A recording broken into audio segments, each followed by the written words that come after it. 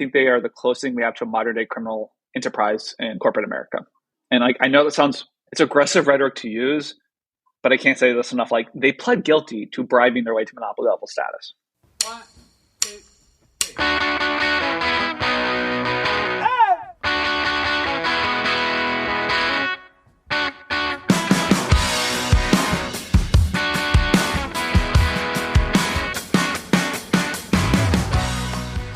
Coming up, we're talking to Austin Frerick, the author of Barron's, a book about money, power, and the corruption of America's food industry.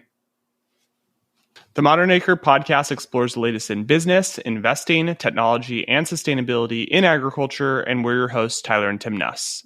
If you'd like to dig deeper with The Modern Acre, be sure to check out our membership community, The Modern Acre Co-op. The Modern Acre podcast is presented by Pinion. The economics of farming are increasingly difficult, and many producers are asking Pinion, the leading food and ag business advisory firm, questions around thin margins and cash flow. Farmers want to know how to calculate the total cost of running the business and determine their farm's true break-even. The answer is twofold. First, calculating beyond the field is critical. Second, ensure you know your true costs. If you're struggling with this, Pinion advisors can perform financial calculations that identify places to cut expenses and ways to optimize your farm business. Learn more at pinionglobal.com or hit the link in our show notes. Ty, so one of the podcasts that we have on rotation is My First Million. It's hosted by Sam Parr and Sean Puri. Just awesome podcast about business. They kind of riff on the latest and greatest, the trends that are happening within business. Just a really good podcast. They just announced a fitness challenge, which brought us back to last year when we did our fitness challenge. I like what they did, Ty. They did one workout. They made it super simple. It was a good way to kind of rally the troops, get their community engaged. They did a workout. I think it's 100 push-ups, 100 squats, and 100 burpees. So I haven't done the workout yet, but really cool to see them roll that out with their audience. I think we need to clean up our summer fitness challenge, Ty. All I'm hearing from you is that, one, they stole our idea, and two, they made it way better. So, I mean, welcome to the world of business. You know, I know Sam and Sean are big listeners of our podcast, so I'm sure they got the idea from us. If you guys are newer listeners to the podcast, Tim and I did a fitness challenge. It was kind of like, you know, we kind of engaged the community, but it was kind of like a pissing contest between Tim and I to see who was the fitter brother. So we kind of made it about ourselves. I like this idea much better of make one workout for all the cards and have a good prize. They're definitely doing it the right way. Yeah, so something to look forward to. I think we're definitely going to do that again this summer, Ty. We got to put our heads together and come up with a good challenge this summer. Stay tuned for version 2 of the Modern Acre Fitness Challenge. All right, Tim, I'm super excited to get into this conversation. This is an interesting one, Tim, because it's an author of this book, Austin, who really wrote an incredible book that, ironically, you read and I didn't. Who'd have thunk? You know, the reader between us, speaking of challenges, we've got an ongoing book challenge this year. You just ate this book up. I'm in the middle of a longer book right now, so I haven't gotten to it yet. Tell us a little bit about it and set us up for the episode. Yeah, it's an awesome book. It's called Barron's. It's all about money, power, and the corruption of America's food industry. And Austin really digs into different segments of agriculture. So there's a chapter on the pig industry, chapter on the beef industry, coffee, fresh produce, retail. So every chapter kind of features a baron of whatever category they're talking about, and really talking about kind of the corruption and monopolization that exists within the food and ag system. It's something that we've chatted a bit about on the podcast, and I'm really glad he wrote this book because it really uncovers, I think, a lot of stuff that people don't know about food and ag that just kind of gets glossed over. So to have somebody come in and kind of do a deep dive and really uncover some of the stuff that's kind of buried in the farm bill of stuff that we just don't think about. It's a really awesome book. I think I've recommended it to 20 plus people. And Ty, as you know, I'm not a super quick reader. I read this book in a week and a half, which is, I think, a record for me. All right. Well, let's get into it. We kind of dig deep on certain areas with Austin in this conversation. We'll start with what's top of mind. What's top of mind is, it's funny you ask. I'm kind of starting to work on my next project, which is about the restaurant industry. I'm really interested in Sysco as a company. They're a broadline distributor. I think of them as like a grocery store for restaurants. And they're really big. I don't think we've really gotten our head around them. And there's also something weird going on with restaurants in America where private equity is making really aggressive plays into them. So that's kind of top of my mind. And I also just love going to restaurants, trying new chains and all that kind of good stuff. That'll be super interesting. I'm ready to read that one when it comes out, but excited to dig into your latest book, Barons. I read it in about a week. I typically am not the best reader. Ty can attest to that, but I went through your book very quickly. So excited to jump into it. Kind of wanted to start with farm policy in general. It kind of goes over all the different categories that you get into, different verticals. You make the point about kind of majority of the policy being focused on kind of the intermediaries of companies that buy from farmers and sell to consumers. Can you maybe expand on that a little bit of how you, in your research, looked at the farm policy? Yeah, so the way I think of my book is there's 7 robber barons, and each robber baron's really a vehicle to tell a bigger structural story. And so Cargill is my second baron, and they're my grain baron. And that to me is explain to people like we've never had a company like this before in the food system where they really are a modern day version of Standard Oil. They're all about owning the middle of grain, of the movement of grains. And what that really does, and I don't think people fully appreciate it, means the farmers they're dealing with monopolies on both the input and the output side. Let's dig into Cargill first. Let's dig into some of the history and like what's led to this and what are the implications of this. So Cargill's wild. When I first put this book together, Tyler, I didn't really they weren't in my plan. And it's funny because like I grew up around Cargill. Like I played soccer next to a Cargill plant. I was born next to a Cargill plant. Went to church next to a Cargill plant.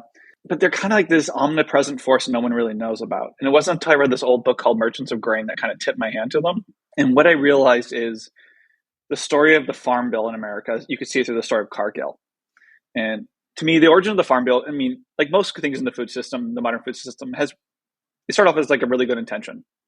Comes out of the Dust Bowl, markets were glutted and farmers were overproducing their land, pushing it too hard, engaging in destructive environmental practices because they're just trying to save their land. They're barely getting by. So the Farm Bill comes along and basically, I think of it as like Goldilocks, where you try to figure out that sweet spot of production where you get a subsidy, but that comes with you have to take land out of production. You have to engage in conservation practices. The Cargill family hated this because they're all about movement of grain. They want to move and process as much grain as possible. So I tell the story of how the family's hatred of the Farm Bill and also like the slow capture of the Farm Bill. And I really focus on the 1996 Farm Bill, what I call the Wall Street Farm Bill, where now the Farm Bill is designed to the benefit of Cargill, where it's about overproducing grains as much as possible. So if you grow produce out there, you're not really getting anything, but there's tons of subsidies and supports for corn and soy. And there's just all these societal impacts of that. I mean, let alone like for every one of us, it really shapes what our food options are in the grocery store and what gets subsidized and what doesn't. Yeah, it's super interesting. Like these policies went into place like post World War II, like you talk through in the book, and just like never really went away. And so it's created this kind of artificial system where we're propping up corn and soy production that's not really going to human consumption. It's going to feed cattle and for ethanol production. And it's never really unraveled. And it just seems like there needs to be a new way to like rethink about this system where right now the incentives are just so misaligned and we're producing a lot of crops that we don't really need right now. Yeah, I mean, you think about it, this system comes out of an era where tractors weren't really even used. And like, I mean, I think a fascinating thing right now that's a lot of people don't realize is the growth of robotics in farming. I mean, a lot of grain production will be robotic. So we need to rethink the Farm Bill. I mean, let's stop trying to make a 1930s program work in 2024 America. So, I mean, how do we do that, right? Like, I mean, I think that this has come up a ton of times over the years on the podcast of people. I think there's I don't know if there's alignment or consensus, but there at a minimum, there's a good number of people that think that we should, do away with subsidies in some capacity or roll them back significantly. How does that happen? Or is that an impossibility based on some of just the systemic issues that we face? How do we even go about bringing change here? So a few things on that. First of all, my big thing is I don't want to romanticize the past in the food system. Some people do.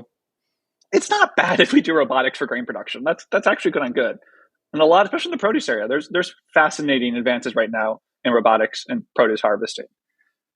Let's lean into that.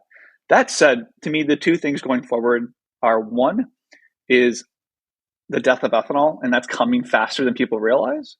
As the American auto fleet turns over to hybrids and EVs, that ethanol market will collapse. I mean, the single largest use of corn now in America is ethanol. And it honestly feels like I'm watching Wile E. Coyote chase Roadrunner or whatever. Whoever chases who, I forget which one. But that market's going to, change fast. So my big hope in that space is we put animals back on the land. I think one of the most destructive recent things in the American food system is how we shoved a bunch of animals in these metal sheds. It makes for a bad tasting product. It's not good for the environment. What used to be a family farm is now a low wage worker for these empires. The other thing to your question about the farm bill is I'm honestly at the point now of sunsetting or junking the farm bill. Right now, the farm bill picks winners and losers, and I don't think we want a system like that. I'd rather take that money, that crop insurance, commodities, conservation, and put it into just one big conservation program. Say, here's a different pot of money for different conservation practices. You know your land, you know what's best, do it. But this whole notion of picking favorites, I'm just done with. I just think it's so captured and corrupt. Like my favorite little example is crop insurance, where when most people first hear crop insurance, they think, oh, rainy day fund. It's like, no, it's just insurance for low prices. And not only is there no cap, 60% of the premiums are paid for by taxpayers. So Bill Gates is one of the largest owners of farmland in America. He can get as much crop insurance as he wants. I mean, that is how rotten the system has become. It's where you have that, that is now the reality. Austin, I want to switch gears a little bit and talk about your example in the produce industry. You bring up Driscoll's as the example of really a unique model in the space where they're not themselves actually growers. And I don't think a lot of people realize that, where they're a marketing company, they're a variety and breeding company that's been highly successful. So maybe just talk about why you chose Driscoll's. There's a lot of good examples in produce, like carrots is another one where it's two big players controlling a majority of the market there. So maybe just talk about like how you landed on Driscoll's and kind of what makes them unique as a Baron. I'm glad you mentioned carrots because, Tim, I kid you not, I joke there's a whole list of like my B-list barons that didn't make the cut, and carrots were one of them. Driscoll's is fascinating to me. I was originally going to use Driscoll's to tell the story of the Farm Bill, because what the Farm Bill now does is, because we favor grains at the expense of produce, it shipped a lot of produce production offshore. And I really wanted to tell that story, because what that does too is it undermines growers doing it right here, especially even farm workers.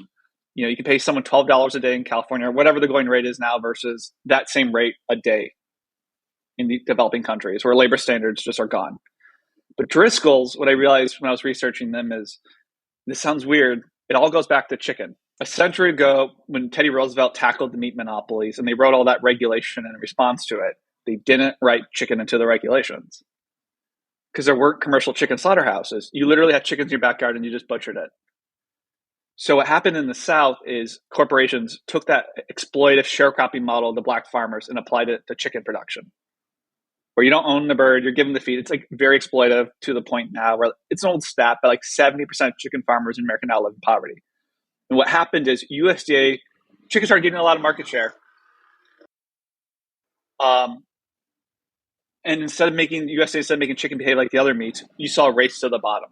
And they call it chickenization. That's what happened to the hog industry.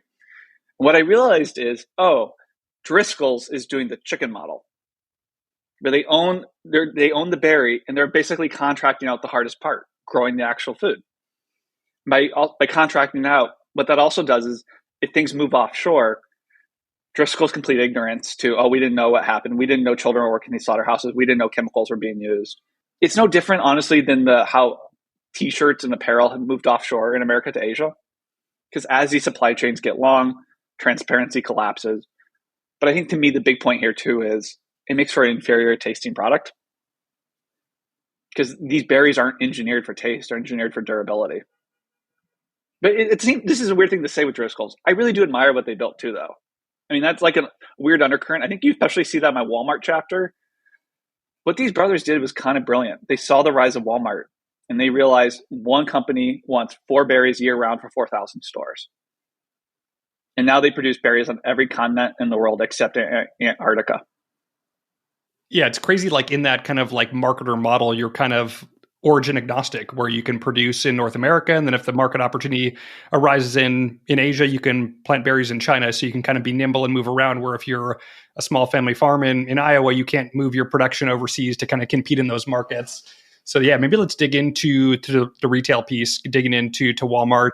It seems like retail in general like tends to be a race to the bottom where it's highly competitive, and it has driven a push to source more products off seas, like where cost of production is much higher in California and the US to grow produce and other items in the grocery store. And it's really driven a big trade deficit where we import a lot of these products now. Maybe just talk to us about your analysis on Walmart.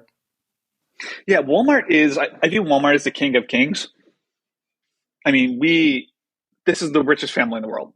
I mean, they own 2 NFL teams. I didn't even know that when I started. Walmart, and the thing about grocery is, it doesn't even really make that much money in grocery. It's in the grocery business because it wants you in their stores often. So then it makes its money on like t-shirts and tennis balls. Just for context, 60% of their sales is grocery, which is weird because I never thought of Walmart as a grocery store. And their market share now in America, they sell 1 in 3 groceries, the same as the second, third, fourth, fifth, sixth, and seventh combined. What's incredible for farmers is if you're a supplier to Walmart, these are not level playing fields. I had one grocery person tell me it's supply and command with Walmart. This is not a two-way conversation.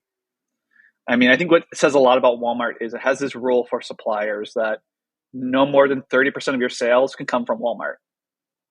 Which, to be honest with you, I didn't understand at first. I had to ask around, and an industry veteran told me, Austin, this is a supply chain risk management strategy that Walmart's doing because it knows it's such a vulture that if you get more than 30% of your sales from it, you put yourself at risk of bankruptcy. So it wants you on life support, but it doesn't want to kill you, which is wild. I mean, it's weird. Tim, when I first started writing this chapter, I kept thinking, Walmart is the closest thing we've ever had in America to a Soviet Union style Politburo. Is the way they can dictate, truly dictate to suppliers what they want. You know, if they want cattle a certain size, if they want produce done a certain way, they get what they want because they're such large purchasers. Austin, I feel like you uncovered a lot in your research. What, if I can boil it down, what was the most surprising thing that you found in your research that you were just blown away by?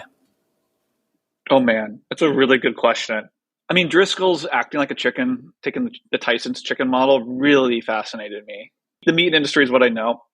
And to see that happening in produce, let alone the fact that Driscoll's made a branded produce item is kind of incredible too. And then the fact that he did the chicken model is like, wow. Because they also have such a good public narrative. You know, they write op-eds in the Washington Post with former Governor Jerry Brown. There's such a disconnect there where, it doesn't shock anyone to hear certain critiques of Walmart. I would say the other thing that shocked me the most was just how this whole thing started because I wrote the Hog Baron piece. It was originally a magazine article. And it truly shocked me just how every space in America, the food industry, there is you can see these parallels. To our point earlier about carrots, Tim, that's wild. They basically have 2 companies that control the carrot market. Like, it's so ridiculous that, that's kind of my goal with this book is to show it's so ridiculous. It's so morally wrong.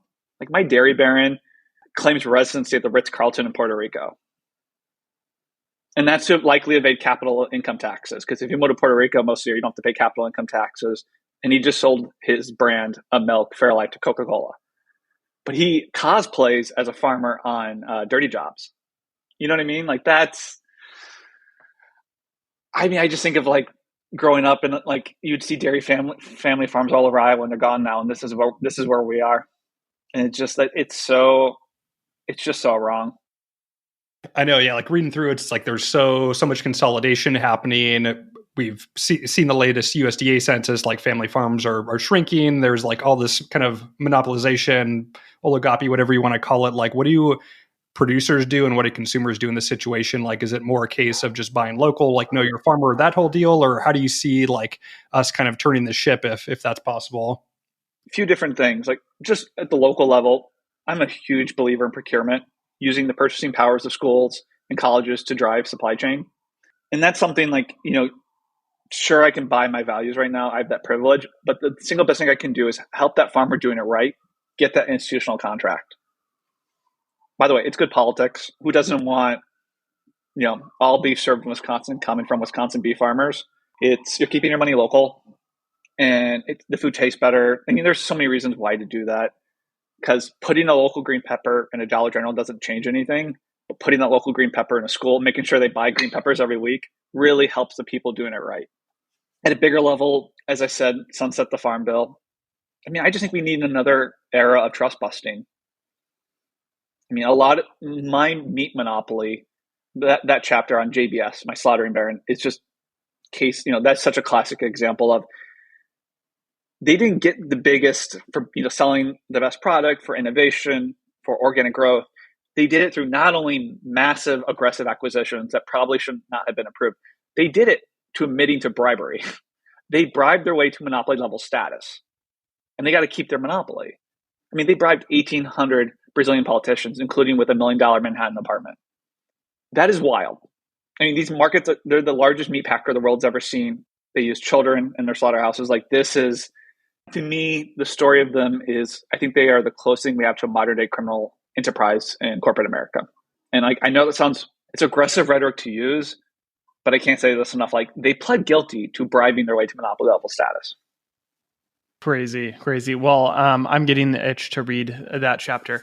Austin, something that we struggle with discussing on this podcast is just this issue, especially as it relates to fresh produce, right? Of the need for year-round supply, right? That Walmart and other large chains require, right? And so what this creates is this incentive for marketers to work across geographies and time zones to procure produce so they can fulfill that year-long supply. And there's this expectation, this demand from consumers that when I go in a grocery store, there's going to be bananas, 100% of the time. And when I go into the grocery store, there's going to be strawberries. And I think when we grew up, that wasn't the case, right? And there's been this massive shift, I think, over the past 15 to 20 years of this year's round supply model. That demand really creates a constraint, I think, for farmers, right? Because they're a small farm, even a 5,000 acre farm, a bigger farm. No matter what they do, no matter if they double the size of the operation, they can't supply year round, right? Because you have the perishability of produce, and you have one place to grow. So, I mean, how do we solve that piece of the puzzle? This is something that I've spent a lot of time. It feels like if someone can crack this, there's a massive opportunity here, because consumers ultimately want to source local, to eat healthier. I think most do, but they also, demand this expectation at the grocery aisle. I mean, how do you think about all that? I know that was a lot. No, but I think you're totally right. I mean, I think about this all the time. That's kind of why I'm interested in restaurants, is the homogenization of food in America. We're losing a lot of cool local foods. My hometown, we're known for kolaches, like a Czech pastry, and it's local restaurants. They usually keep these things alive. I think an underappreciated thing in this overproduction of grain model is you've seen the collapse of a lot of regional production. I mean, in Iowa, Muscatine, Iowa is famous for its melons. It's very sandy soil. They're famous for a certain type of melon. But I mean, you read old ag census reports, and you used to see a lot of, produce being done in the Del Mar Peninsula or upstate New York. And these systems, what they do is they really push people to focus in on one thing. But also what it does is it makes people incredibly fragile. To be frank, I think climate change is going to force us to have a come to Jesus moment here. It's like the probability of produce production occurring in the Imperial Valley moving forward, it's just not sustainable with the climate changes that are coming. But I mean, that to me is why I to the notion of year-round in production is using supply, like procurement power, to help grow these regional supply chains. But also, I mean, our diets do have to change. I mean, you're going to eat more pork in Iowa and you're going to eat more seafood in New England. It's kind of, that's not wrong. That's not bad. But places like Walmart, they don't want to deal with vendors. So they're pushing consolidation. Like, big boys like to run with big boys. And so we'll see. I mean, it's my big goal and undercurrent in my book is there's a lot of, there's an econ term called negative externalities, like who pays the cost, like the burden. And a lot of these robber barons have shifted the cost onto us. It's like my hog baron, part of his story is telling the story of why the waterways in Iowa are an open sewer at this point. Like 60-70% of the waterways in Iowa are too polluted for people to go into, but we're paying the cost instead of treating industrial hog manure like human manure. And so to me, once you put the full price of these production models into them, a lot of them aren't viable. it really doesn't make sense to grow berries in the Baja California. I mean, that area gets as much rain as like Death Valley. So I don't, who knows where these systems will go, but we just have to accept that everything we eat has always been heavily subsidized, and these current production chains are unsustainable, and we probably need to accept that the notion of eating the same meal year round is probably just going to have to change. But honestly, here's the thing: it kind of happens already. I mean, strawberries right now, literally, I saw were $2 at the grocery store. If I try to buy strawberries in October out of season, they're way higher. If we just kind of let prices ebb and flow, people shift their proteins, they'll shift the produce they eat. Maybe it's the restaurants that serve the same meal year round that's more, have to essentially experiment more, but I'm not too worried about that. I'd rather design push our systems in a way that are sustainable, better for the farmer, better for the climate, and then kind of let consumers will respond. They always have. I mean, we didn't eat that much chicken that long ago. Like, chicken's a pretty new thing in America. Austin, another place I want to dig is into the trade aspect of this. You looked extensively into the Farm Bill, and there's a lot of crossover of how food gets produced and imported into the U.S. that relates to trade, like NAFTA being a big deal back in the 90s that opened up free trade from Mexico. So a lot of produce grown in Mexico, primarily a lot of asparagus that undercut California production, where a key crop in California has basically gone away over the past 20 years with imports coming from Peru and Mexico. Frequently in the beef industry, you see Australian beef in the US, and it's kind of merchandised as like a product of the USA, but it's not really because it came from Australia. Like, maybe just talk about the trade piece and any learnings there. Oh, the trade piece is huge. I mean, to me, there's a few things there. The big thing too, it's undermined a lot of these labels. When I go to Trader Joe's and I see organic juice from Turkey, I just know it's BS. There's just so much rampant organic label fraud coming out of Turkey. But what the consumer doesn't realize that. And that's also a failure of USA to police these labels to make them mean something. But it really does undermine these producers doing it right. And these trade agreements, I mean, in the day, if someone's growing berries, what's the cost advantage from growing them in California versus Baja? It's labor. And all these trade agreements essentially engage in a race to the bottom. And I would argue it's why it's really shifted California into capital-intensive agricultural production, like nuts, just because the labor costs have gotten, like, I don't want to say they've gotten higher because that's not fair. You're not competing fairly. And I can't say this enough. When supply chains get long, transparency really does collapse. I mean, there's been tons of reporting over the years in Mexico where you literally have gangs getting into the avocado production. You have children being used. I mean, it's put yourself, like, as a journalist at risk, or as a researcher, even going to look what's going on. I mean, a lot of these productions, I would argue, are kind of eerily resembling modern day plantations. And you just can't compete on price against that. And so you're going to lose in the marketplace. You can only run uphill for so long. And what a lot of people don't realize, a lot of farmers who throw in the towel, is this system was designed against them. And so there's that whole mental health thing too. I mean, I saw a lot in the Midwest where people blame themselves, not realizing how structural this all was. Can ag tech be the savior here, the solution, for farmers? Is that the answer? You mentioned robotics earlier to, allow farmers to have healthier margins and support the farmer lifestyle. Is that the answer? Is it policy? What kind of comes to mind? I don't know if the answer is the right word. I just think it is the future, and I don't think we should run from it. I mean, some of the stuff is really cool. You go to a modern tractor show, these things are like $600,000, and they basically drive themselves. That's pretty impressive. And I think that driverless tractors will happen before driverless cars, because it's not like a combine's going to kill anyone. It'll just go into a ditch when it screws up. I think, to me, my concern here is actually the data side, because an underappreciated and under-researched thing is both Cargill and the Koch brothers have massive trading operations in the financial commodities markets. And because they control the rails, they have an informational advantage. And if they're able to essentially combine your combine data, you know what I mean? We've seen what big tech did with their data advantage and how it locks in their market dominance to exploit others. That would be my big concern, is who owns your data and what is done with it.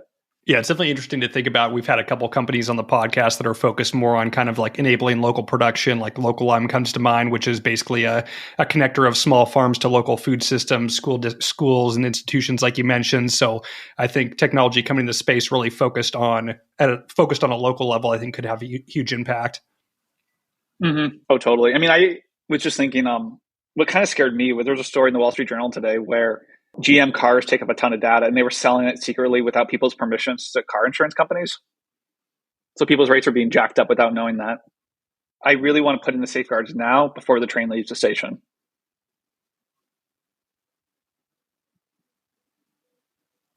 Tim, anything else you want to add? Anything else we should jump in on, or Austin, any other area that you think we should dig into before we wrap up? Let me think for a second. I would say, can we talk about cost? Also, what are the implications for the consumer in terms of cost, right? I mean, it's one of these, again, contradictions, challenges, however you want to say it, of industrial agriculture and some of these monopolies. There has been this drive to the bottom. We mentioned trade, the impact of that, which has ultimately led to lower prices at the grocery level, I guess, except recently with massive inflation, but ultimately led to lower prices for consumers. So, like, could you get into the cost implications? Yeah, I'm glad you asked because that's something for a long time. I mean, I just assumed that this led to cheaper food. And historically, it did. For decades, I mean, we saw efficiencies, we saw the growth of technology, labor saving technology driving down costs for people at the grocery store. But you go back to Econ 101, monopolies price gouge. I mean, if you're a corporate executive, your goal is monopoly. That's where profits are. Like competitive markets aren't profitable. And so we shouldn't be shocked that you have tons of consolidation in the American market food industry, and you're just seeing people being gouged at the store, where per person in America, we spend more on food than most Western democracies. We're about dollar for dollar even with Italy, which anyone that's been in Italy, what you get for a dollar food over there is very different than I get it for a dollar food in Iowa. And so we're paying more for garbage. I mean, that's really my takeaway is, and people know it. I mean, if there's one graph I could include in my book, Tyler, it's the beef markets. Beef prices that keep going up and up at the store, but what the rancher get has been essentially flatlined. And that is the story of monopoly right there. I always think back to what I've seen in Iowa, where rural America is producing the most it's ever produced, but none of this wealth is staying in these communities. My big goal of this book is I want to have an honest conversation over the food system with you. I did it in 200 pages. I want to maximize your time, but I also want to talk about where do we go from here? Like, what should the system look like? Because I don't think it's enough to complain. People know they're being screwed. A lot of people see the system doesn't work in different ways, which to me, as weird as it sounds, gives me a lot of hope because it's when weird bedfellows get together in America where you can actually make meaningful reform. So like, that's what I want to focus on is what should the system look like today? Austin, big fan of the book. I've been recommending it to everyone. This has been a super fun conversation. As we wrap up here, how can listeners get in touch with you and find Barron's? Yeah. So my socials, everything is Austin Frerick, AUSTIN, FRERICK. And honestly, word of mouth is huge. That this whole book has been built on that. Kind of like how most farmers grow their business is if you like the product, tell someone else. That really does matter. So I appreciate those kind words, Tim. All right, Tim, what do you think of that conversation with Austin? Awesome conversation. I love the book. I think it's just stuff that a lot of farmers aren't able to talk about really, because sometimes it really could jeopardize their relationships with how consolidated the food system is. It's hard to speak out against some of the stuff that's going on that might not be the best for consumers, might not be the best for farmers. So to have somebody come in from an independent perspective and shed some light on this, I think is super important. If you're interested in reading the book, the link is in the show notes. You can see where to find it. Thank you guys for listening. Make sure you're subscribed wherever you listen to your podcasts, and we'll talk to you next week.